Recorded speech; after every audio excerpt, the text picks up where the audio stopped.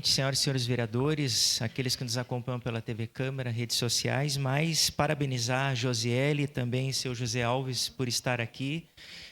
levantando a sua bandeira em prol daquela comunidade de Dunas Altas e dizer, vereador Bressan, que o nosso trabalho, o nosso objetivo é esse. Por mais que tecnicamente, infelizmente, tivemos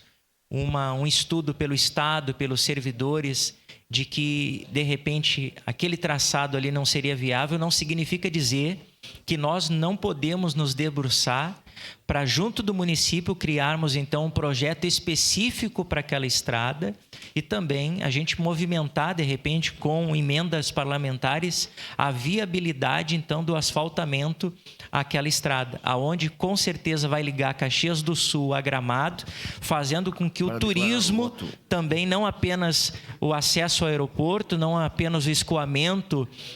para as pessoas que trabalham ali com as plantações, enfim,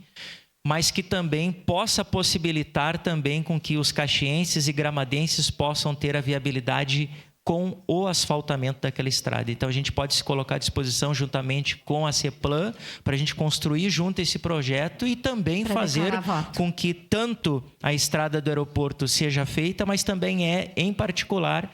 seja feita também esta outra estrada com emendas parlamentares. Muito obrigado. Estarei votando sim à moção.